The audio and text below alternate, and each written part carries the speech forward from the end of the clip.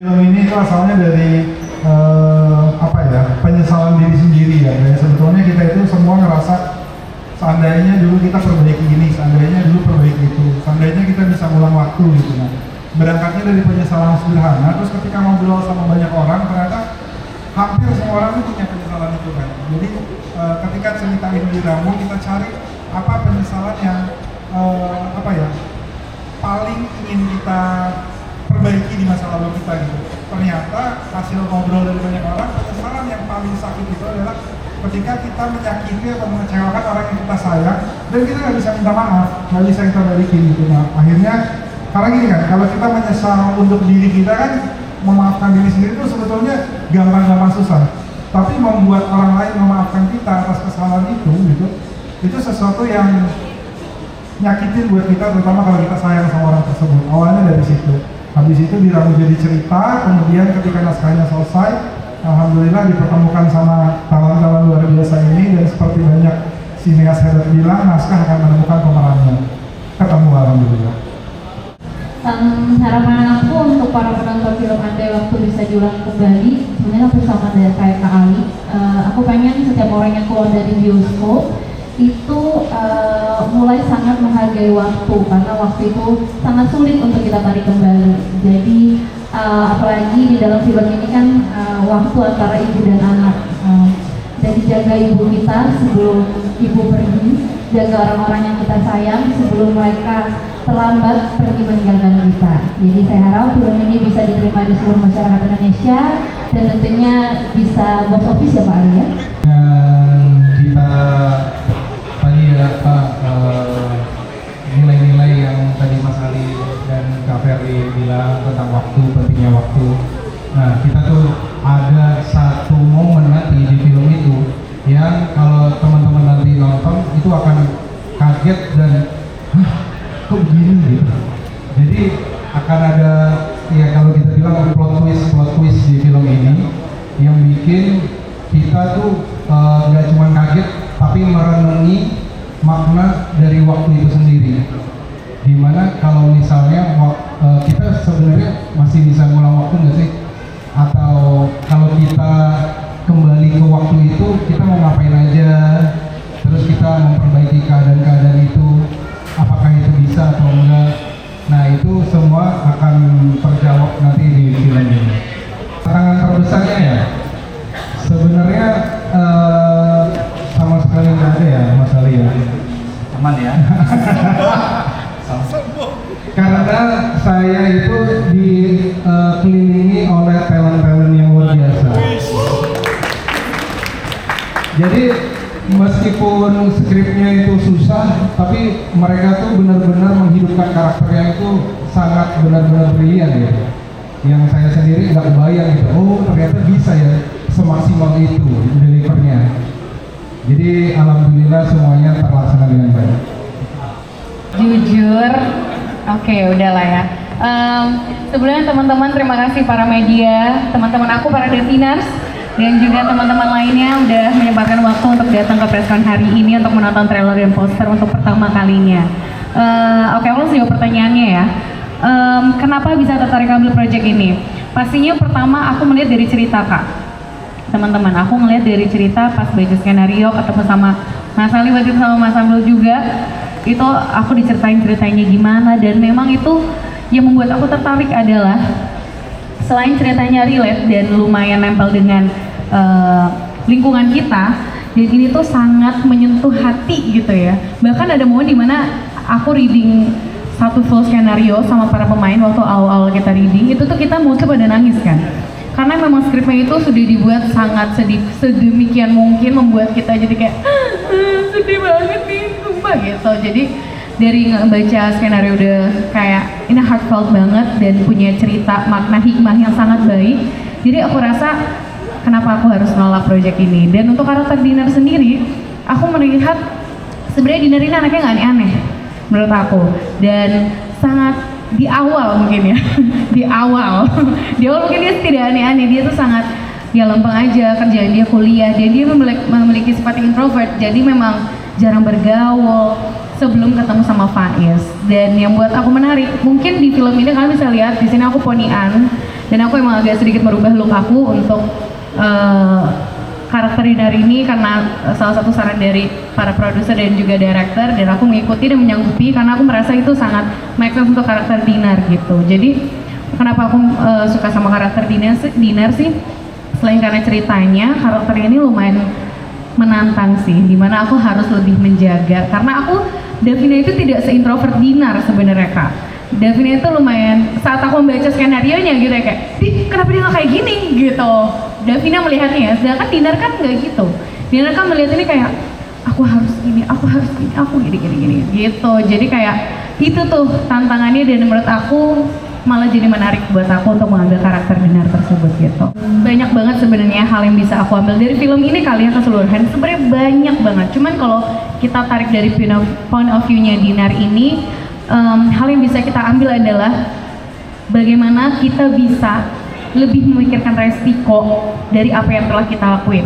Jadi kita nggak boleh mengambil keputusan tuh secepat itu, dan paling penting kita tidak boleh mengambil keputusan tapi itu menghilangkan jati diri kita sendiri, mengecewakan keluarga, pasangan, atau orang di sekitar kita. Itu sih yang aku pelajari dari Dinar. Jadi mau bagaimanapun imbalannya, walaupun itu baik, walaupun kita mikir itu untuk kebaikan, tapi kalau ternyata itu jati diri kita hilang, kita kehilangan diri kita sendiri, kita nggak bahagia sebenarnya ngelakuin ini, dan orang tua kita pasti akan kecewa, teman-teman kita, pasangan kita kecewa. Lebih baik dipikirkan lagi 2 kali agar tidak menyesal, agar tidak terjadi andai waktu bisa diulang kembali gitu.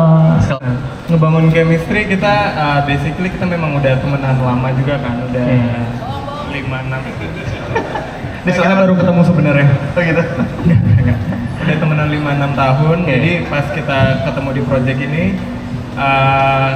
ya nggak sesusah itu lah untuk ngebangun chemistry, karena kita tinggal ngobrol lagi, bercanda. Jadi di setnya kita nyantai banget, kita bisa diskusi banyak soal karakter, soal pengadeganan gimana nantinya, gitu-gitu. Nggak ada bedanya, sama aja. Yakin. Soalnya kelihatannya cowok green flag gitu ya, iya nggak sih? Green flag. Iya. Mungkin bedanya banyak sih.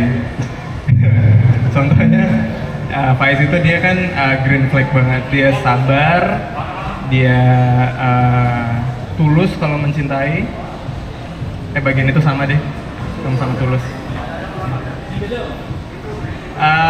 Sabarnya sih, dia sabar banget, dia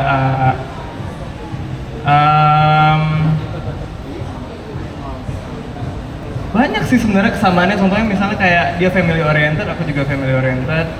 Dia tulus, aku juga tulus. Dan dia itu si Faiz itu pekerja keras. Bedanya nih, salah satu beda yang jelas adalah dia ekstrovert sedangkan aku introvert. Jadi selama syuting ini aku yang introvert berusaha untuk ekstrovert di lapangan. Jadi kayak berusaha untuk supaya di setnya kebiasa kebawa ekstrovertnya. Ya padahal sebenarnya aku lumayan introvert. Aku kayak sekarang ini aja getar dikit. Cuman ya gitulah kita gitu. Sebelum saya jawab, saya mau menyapa teman-teman dulu. Selamat sore, terima kasih sudah berkenan hadir di acara preskon pada sore hari ini. Sekalian kita sama-sama lihat official trailer dan official poster. Terima kasih banyak buat teman-teman semua. Peran saya di sini sebagai Mama Endang. Mama Endang adalah dia single parent, jadi suaminya sudah lama meninggal, jadi dia harus menghidupi dirinya dan Dinar.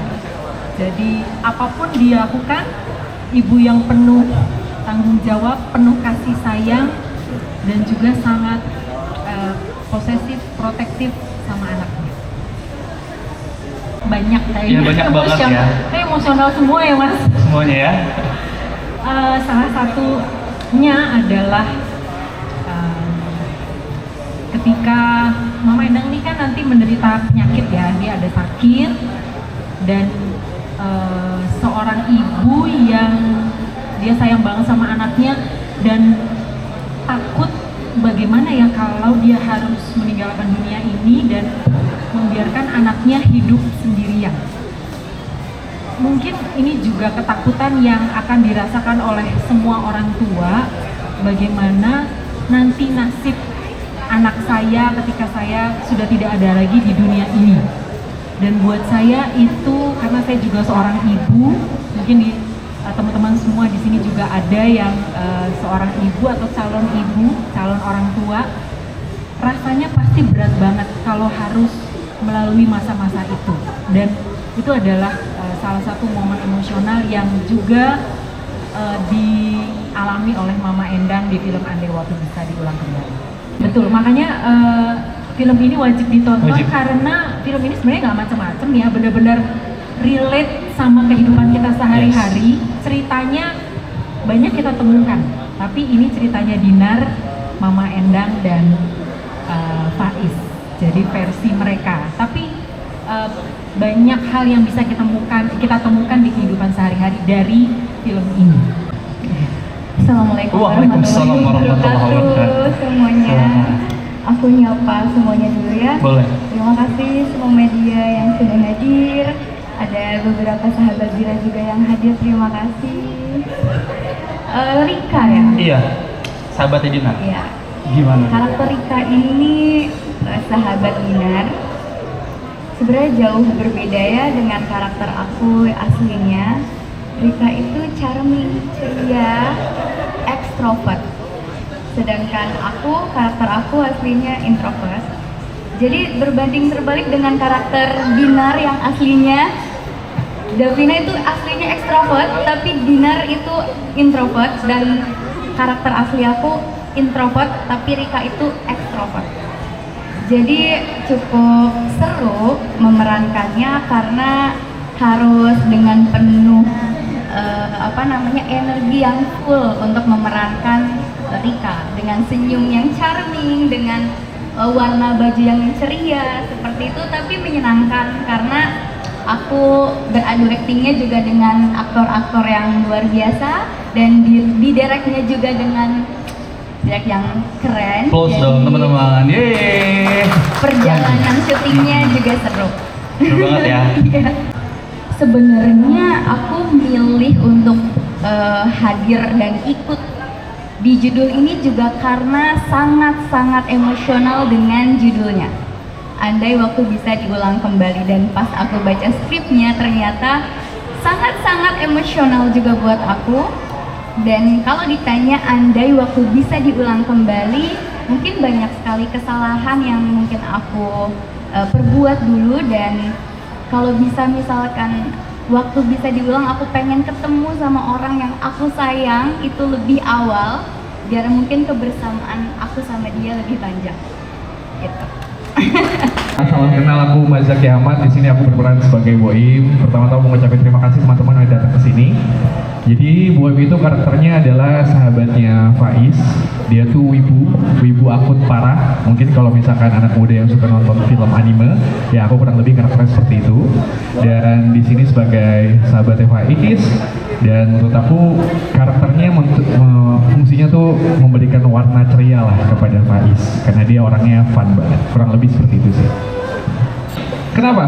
Karena menurut aku, yang aku harapkan kenapa ini wajib, semoga sepulang dari nonton film ini ada pesan yang bisa diambil, dan aku berharap bisa relate dan bisa jadi sebuah pedoman untuk beberapa orang untuk kalau mengambil suatu keputusan, ya apapun itu akan ada konsekuensinya. Itu aja sih. Halo, selamat sore teman-teman semua. Perkenalkan, saya Bismo Satrio. Saya berperan sebagai Firman di film Andai Waktu Bisa Diulang Kembali. Karakter Firman adalah seorang entrepreneur. Dia punya karakter yang tegas, disegani oleh orang-orang sekitarnya, dan dia memiliki sebuah kafe. Kafe tersebut tempat di mana Dinar bekerja di sana. Gitu. Banyak banget. Saya jujur jarang ditawarkan dapat karakter seperti Firman ini ya. Jadi jujur cukup butuh waktu buat saya untuk ngulik karakternya gitu.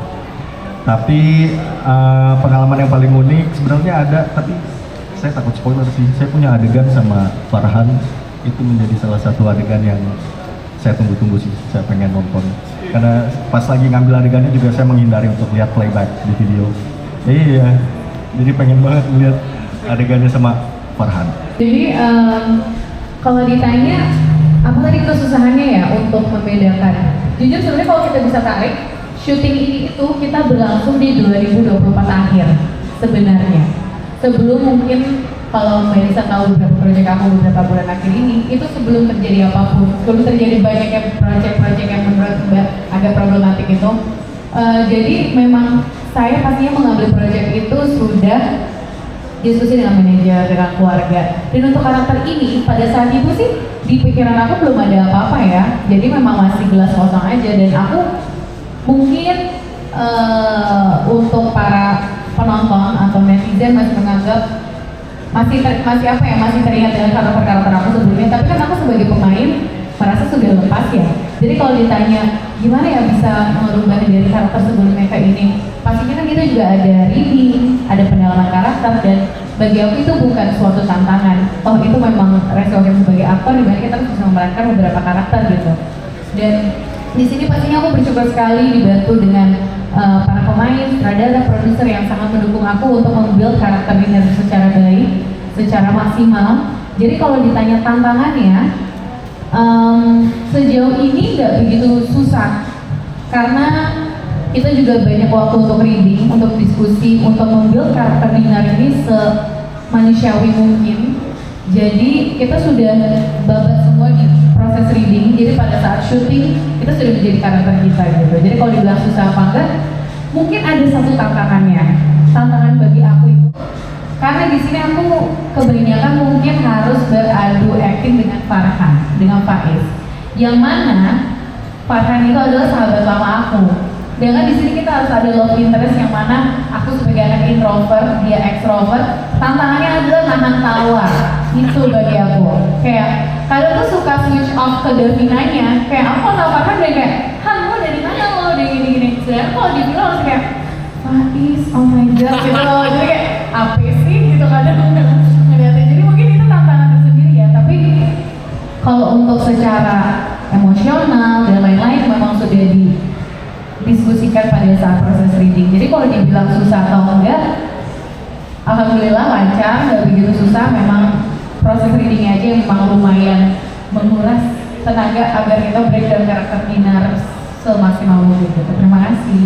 Jadi boleh dibilang skenario itu memilih sendiri pemainnya gitu.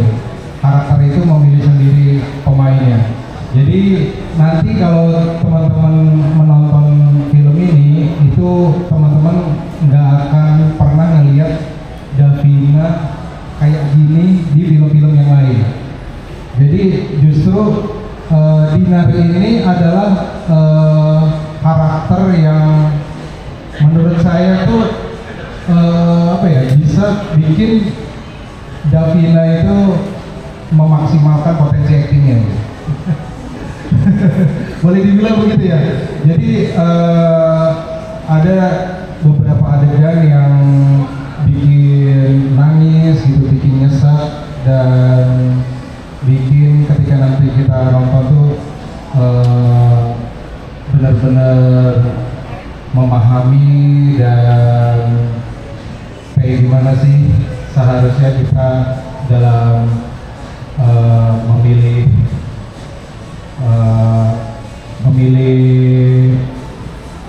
bagaimana kita dalam memilih pilihan itu dan bagaimana kita memanfaatkan waktu sebaik mungkin gitu. Oke, aku jawab pertanyaan dasar ya. Untuk emosionalnya ya, memang pastinya kalau acting nangis aku udah sering beberapa kali di beberapa project, tapi di project ini menurut aku kenapa lebih lebih heartfelt, karena aku merasa di project ini hubungan Dinar dan ibunya itu sangat dekat. Begitupun Davina dengan ibunya. Jadi akan lebih mudah lagi untuk mengaplikasikannya di acting gitu loh. Karena aku udah melihat, apalagi dengan main Mama Foni yang sangat open, yang sangat asik sekali, yang gampang lah untuk aku membangun chemistry, sangat gampang. Jadi ngelihat Mama udah didandanin pucat aja udah kayak, oh sedih banget gitu loh. Dan mungkin agak cengeng kali anaknya ya. Jadi memang pas udah di set, udah di dalam situasi Dinar, itu tuh alhamdulillah mudah gitu ya untuk memasuki itu. Dan mungkin kalau dibilang caranya seperti apa, aku memang tipikal yang lumayan agak merecall atau memasukkan posisi Davina di dalam situ. Kayak gimana sih Davina kalau berada di posisi Dinar, akan seperti apa? Mungkin akan seperti ini, mungkin outputnya akan lebih gini, tapi kalau Dinar mungkin dia akan lebih tone down gitu. Tapi emosinya secara sedih yang manusiawi pasti kan melihat, apalagi dengan kemiripan Dinar dan Davina yang lumayan dekat dengan ibu itu sih. Jadi aku agak mengambil kesamaan, cuman memang mungkin aku cari outputnya yang berbeda.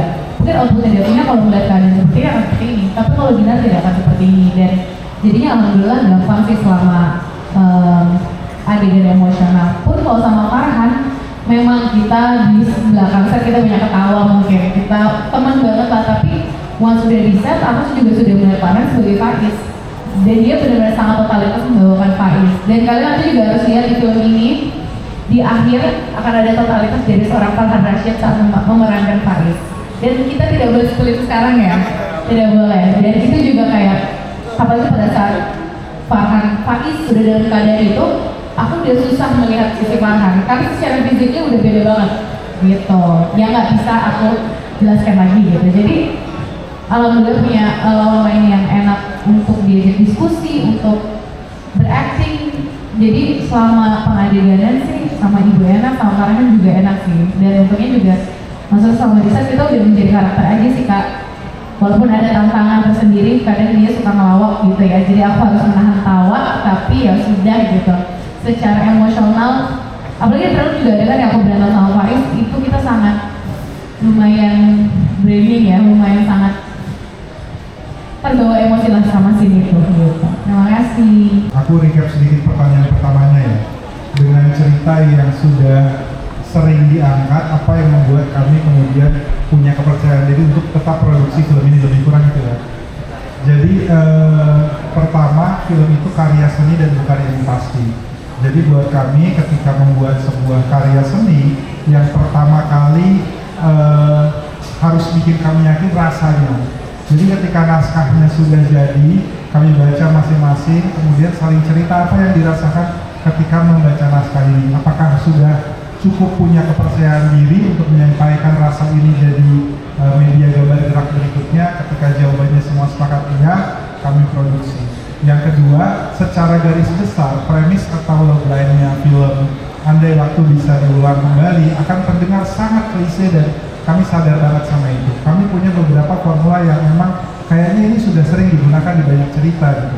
Tapi cara berceritanya, cara kami menampilkannya, ruh yang ditiupkan para pemain, sutradara dan semua kru yang terlibat, itu bohong kalau saya bilang saya nggak harus berterima kasih banyak. Terutama ketika tadi ada sedikit pertanyaan yang bilang Davina mungkin dikenal dalam tanda kutip sebagai artis yang mengambil peran-peran yang tadi problematik. Kami melihatnya Davina ini keren banget loh, kayak usia 23 tahun ya. 23 tahun dia berani ngambil tantangan yang gak semua artis berani ambil. Dia berani ngambil range, ngambil jarak yang jauh sekali. Dan ketika nanti kalian nonton Andai Waktu Bisa Diulang Kembali ini, kalian akan berterima kasih Indonesia punya talent kayak Davina.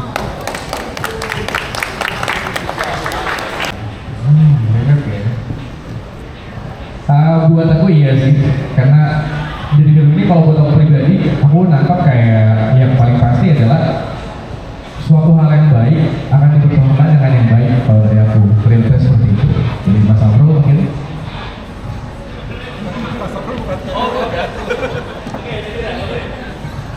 Kalau menurut aku, karena ini berbicara tentang waktu dan tentang sebuah hal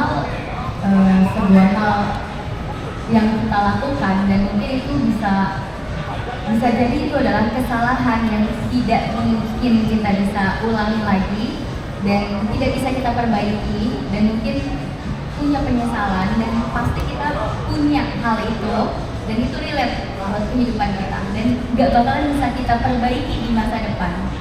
Dan tapi hal yang bisa kita perbaiki adalah diri kita sendiri, so relate buat aku. Jadi buat orang-orang wajib nonton juga gitu. Kalau jadi boleh, siapa lagi yang mau jawab? Kak?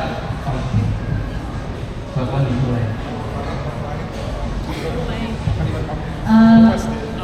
Film ini menyoroti juga hubungan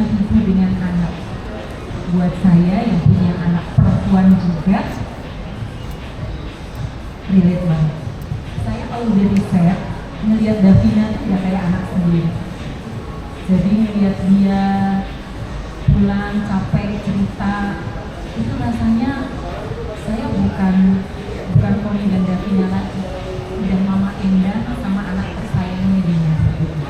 Jadi apalagi Davina sangat enak dibuat main ya, maksudnya bonding kita cepet banget. Dan kalau udah di set, karakter kita udah kita lepas, jadi kita udah masuk ke Mama Endang dan Dina. Jadi udah kayak anak sendiri gitu, asik sih ininya, kerjasamanya. Jadi buat saya relate banget. Tapi itu relate banget. Oke, boleh Kak Farhan namanya, silakan. Relate. Karena film ini menceritakan tentang perjuangan, keluarga, cinta, dan waktu. Dan itu semuanya sangat-sangat dekat sama kehidupan kita sehari-hari. Untuk Faiza sendiri, zaman sekarang laki-laki yang kayak Faiz itu mungkin banyak ya di luar sana ya, yang pekerja keras, family oriented, tulus cintanya, dan wibu. Masih banyak di luar sana. Ya, itu pasti relate lah untuk teman-teman wibu di luar sana. Gitu. Terima kasih banyak. Ya, film ini juga relate buat saya, terutama kalau ngomongin hubungan working environment ya, antara atasan dengan bawahan gitu. Jadi ya mudah-mudahan film ini kalau nanti teman-teman nonton yang sudah bekerja dan punya atasan, setelah nonton film ini kalian tahu apa yang harus bisa lebih bijak dalam merespon sebuah instruksi misalnya. Ya, saya nggak boleh banyak ngomong. Sebetulnya produksinya tuh 2024 akhir sekali. Tapi kalau pertanyaannya adalah apakah judulnya dari dulu ini, judulnya dulu lebih panjang lagi. Andai waktu bisa diulang kembali dan tayang lebih cepat. Ya, judulnya dari awal andai waktu bisa diulang kembali. Kebetulan memang waktu itu kita punya feeling bahwa nanti judul-judul panjang akan banyak, jadi kita mau ikutan. Pertanyaannya gimana cara ngeluarin energi ekstrovert ya dari aku yang introvert? Pertama-tama balik lagi, saya sangat-sangat beruntung di sini bermain sama Davina yang teman saya. Jadi introvertnya itu nggak susah lah untuk menjadi ekstrovert, karena ketemu Davina langsung ngobrol banyak, ini bla bla bla bla, ngobrol tentang kehidupan pribadi, tentang project ini, tentang karakter kita, gitu-gitu. Dan di sini disutradarai sama Mas Amrul juga, jadi lingkungan syutingnya sangat-sangat menyenangkan. Aku yang kalau datang ke lokasi mungkin kadang introvert gitu, tapi di sini aku benar-benar sangat-sangat happy setiap harinya. Jadi datang dengan halo gitu, semangat.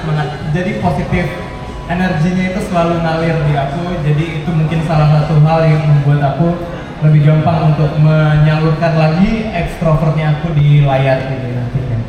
Dan thanks untuk produksi juga udah ngebuat syutingan ini sangat-sangat menyenangkan. Ya, kurang lebihnya seperti itu. Terima kasih banyak. Itu apakah ini karakter aku yang paling emosional? Aku di setiap project pasti memang beberapa kali pasti mendapat scene emosional yang mungkin tidak begitu banyak, tapi di sini mungkin bisa dibilang 85% malah itu emosional. Mungkin kalian kalau nonton dialog ya tiba-tiba apa nih gitu, itu di awal doang karena gitu. Jadi ntar bakal ada jedar pertama, jedar kedua, jedar ketiga gitu. Jadi lumayan, sepertinya ini proyek yang paling emosional buat aku, selain karena ceritanya dekat sama diri aku, yang hubungan aku dengan ibu, jadi mungkin lebih gampang relate-nya dan jadi lebih deep aja kali untuk memerankan karakternya.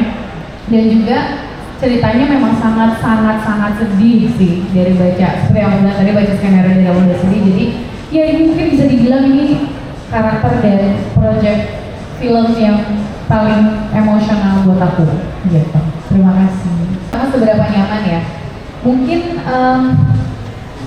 aku malah sebagai Devin, sebagai aktor itu melihat kenyamanan itu adalah musuh. Jadi sebenarnya aku malah suka mengambil karakter yang kalau bisa jauh banget dari aku. Kalau bisa hal baru buat aku. Kalau bisa sesuatu yang bisa aku pelajari, nilai baru lagi buat aku. Gitu sih. Jadi kalau ditanya nyaman atau tidak, aku sangat menghindari rasa nyaman untuk sebuah karakter karena aku rasa kalau memang aku nyaman banget dengan karakter ini, orang akan melihat itu sebagai Devina, bukan sebagai Dinar misalnya, gitu. Jadi kalau dibilang nyaman, aku malah nggak suka nyaman, aku malah sukanya tantangan. Jadi kalau ditanya berapa persen, nggak ada sih. Aku malah lebih suka tantangan baru, lebih suka karakter-karakter yang beda lagi, yang ada reasonnya gitu. Seperti di film Ada Waktu Bisa Diulang Kembali ini sebagai Dinar gitu. Dan kedua, bagaimana cara melepaskan karakter dari sebelumnya ke karakter selanjutnya. Pastinya kan ada jarak ya, pasti setelah produksi itu either aku break beberapa hari atau beberapa minggu, terus kita mulai ke preparationnya, itu ada namanya reading yang seperti aku bilang. Pada saat reading itu aku manfaatkan semaksimal mungkin untuk membreakdown karakter aku. Dan aku memang ada note untuk dari semua proyek aku tulis. Aku anaknya termasuk yang menulis detail-detail karakter, jadi kalau bisa ya aku bedakan dengan karakter sebelumnya.